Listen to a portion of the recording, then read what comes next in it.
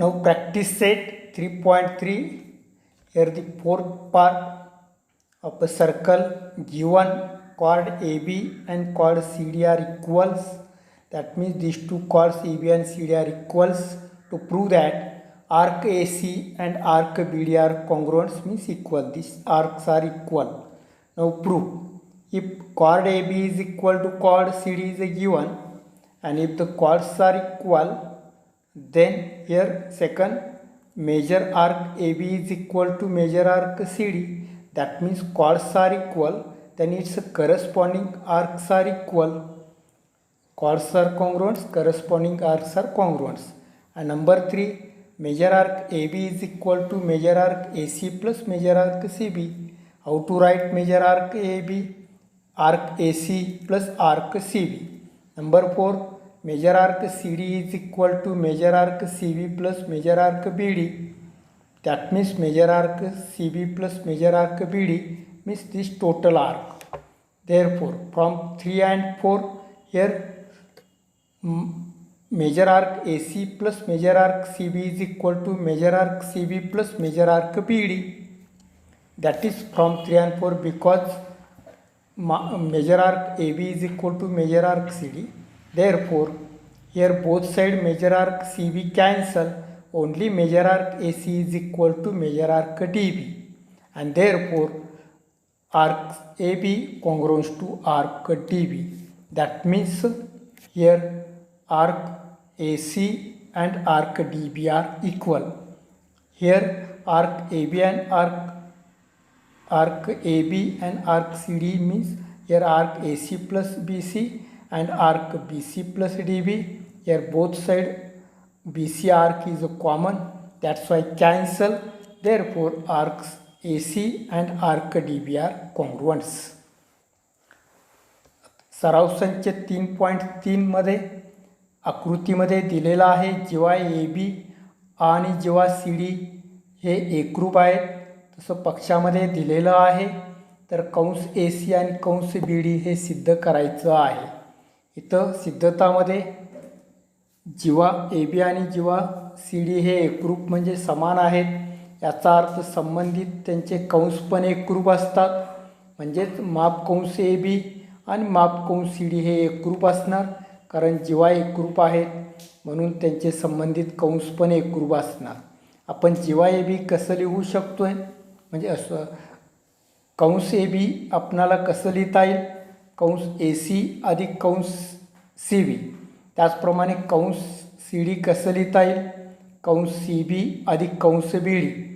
पण विधान 2 मध्ये माप कंस AB आणि माप कंस CD समान आहेत, म्हणून माप कंस CB आणि माप कंस CD समान असल्यामुळे उजवी बाजू पण समान येणार. म्हणून माप कंस AC अधिक माप कंस CB बरोबर माप कंस CB अधिक माप कंस BD. या दोन्ही कंसामध्ये माप कंस BC हा समान आहे, म्हणून दोन्ही बाजूचे माप कंस BC हे कॅन्सल होणार. फक्त माप कंस AC बरोबर माप कंस BD राहणार आणि कंसाची मापे समान आहेत. याचा अर्थ हे दोन्ही कंस एकरूप असतात, म्हणजेच कंस AC आणि कंस BD हे एकरूप आहेत. तर theorem corresponding arc of a congruent chords of a circle or congruence are congruent means here given chords are equal, chord PQ and chord SR are equal, then its corresponding arc PMQ and arc RNS are equal. Here given in a circle with center O, chord PQ is equal to chord RS, therefore its corresponding arcs equal. That is to prove that arc PMQ is equal to arc RNS. Means chords are equal, then corresponding arcs are equal. To prove that, now here prove by complete the activity. Here in triangle POQ and triangle ORS, that means POQ means this first triangle, ORS means second triangle. Here first side OP is equal to side OR because equal radii. OP and OR are equal radii. Second, chord PQ is equal to chord RS, that is given here. Third, side OQ is equal to side OS because equal radii. that means OP and OR are equal, OQ and OS are equal, PM and RS are equal. Therefore these two triangles are congruent, means triangle POQ is equal to triangle RSQ by SSS test. Therefore angle POQ is equal to angle ROS, that means CACT, means two triangles are equal, that means its central angles are equal, and if central angles are equal then its corresponding arcs are equal. Therefore arc PMQ is equal to arc RNS because central angle and its corresponding arcs are congruent. म्हणजेच central angle equal असतील तर corresponding arcs congruent असतात, हेच आपणाला that is we have to prove. आता प्रमेयच्यामध्ये एकाच वर्तुळाच्या किंवा एकरूप वर्तुळाच्या एकरूप जीवांचे संगत कंस एकरूप असतात हे सिद्ध करायचं आहे. पक्षामध्ये PQ आणि RS हे ओ केंद्र असलेल्या वर्तुळाच्या एकरूप जीवा आहेत. साध्य कंस PMQ एकरूप कंस RNS, म्हणजे जीवा एकरूप असतील तर संबंधित कंस एकरूप असतात हे आपणाला सिद्ध करायचं आहे. इथं आपणाला सिद्धतामध्ये आपणाला कृती पूर्ण करायची आहे. त्रिकोण POQ आणि त्रिकोण ORS मध्ये या दोन त्रिकोणामध्ये साईड म्हणजेच बाजू OP आणि बाजू OR एकरूप आहेत, कारण एकाच वर्तुळाच्या त्रिज्या. त्याचप्रमाणे जेव्हा PQ आणि जेव्हा RS एकरूप आहेत तसं पक्षात दिलेलं आहे, म्हणजे PQ आणि RS इक्वल आहे. नंबर 3 साईड बाजू OQ बरोबर बाजू OS, कारण एकाच वर्तुळाच्या त्रिज्या म्हणजे OQ आणि OS एकरूप आहेत, OP आणि OR एकरूप आहेत, PQ आणि SR एकरूप आहेत, म्हणून हे दोन त्रिकोण एकरूप आहेत. बाबाबाग कसोटीनुसार म्हणजेच त्रिकोण PQO आणि त्रिकोण RSQ हे एकरूप आहेत, हे समान आहेत बाबाबाग कसोटीनुसार. म्हणजे दोन त्रिकोण समान म्हणून कोण POQ आणि कोण ROS हे समान असणार, कारण एकरूप त्रिकोणाचे संगत कोण समान आहेत म्हणून संबंधित कंस पण समान असणार, म्हणजेच एकरूप असणार. म्हणून कंस PMQ आणि कंस RNS हे एकरूप आहेत, म्हणजेच कंस PMQ बरोबर कंस RNS हे एकरूप आहेत, कारण केंद्रीय कोन आणि संबंधित कंस एकरूप असतात. आणि हेच आपणाला सिद्ध करायला सांगितलेलं आहे. जेव्हा एकरूप असतील तर त्यांनी संबंधित केलेले कंससुद्धा एकरूप असतात. हे आपण बाबाबाग कसोटीनुसार दोन त्रिकोण एकरूप दाखवून केंद्रीय कोन एकरूप असल्यामुळे संबंधित कंस एकरूप असतात हे दाखवलेलं आहे. म्हणजेच माप कंस PMQ बरोबर माप कंस RNS एकरूप आहेत. Angle. Here from figure, A is the center of a circle and C is the vertex, which is two arms CF and CE. That means angle FCE is a vertex of C which is lies on the circle. Then the angle FCE is called an inscribed angle. The two arms intersect the circle at point D and G. Then the angle is known as a inscribed angle, and arc DBG is known as a intercept arc. Here the point lies on the circle. Therefore common point C lies on the circle, and the angle is known as a inscribed angle. In second figure, K is a common point which is not lies on the circle. Therefore the angle is not inscribed angle. If you extend the inside, that means outside the circle, then also K is not a point on the circle. Therefore this angle is not an inscribed angle. But there are two arcs are intercept, then this arc and this arc known as intercepted arc. If you take the inside here, also not inscribed angle, because not a point on the circle and which is not inscribed angle, and this known as intercepted arc. Suppose the angle is maybe in outside. Suppose in the first figure, if you drop this ray like that, here suppose this arc figure, here in the first figure the ray CF is outside but lies on the first figure outside. The ray CF is outside and the point is C is on the circle. Therefore this type of angle is not an inscribed angle, because one ray is outside the, like that, outside the one ray is not outside the circle. Therefore this type of figure is not an inscribed angle.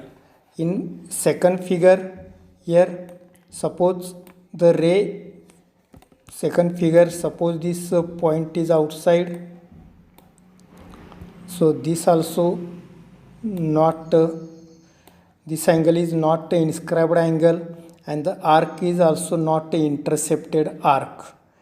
Therefore inscribed angle means the point which is lies on the circle and two rays which is passed through two point of two distinct circle, then the angle is known as a inscribed angle.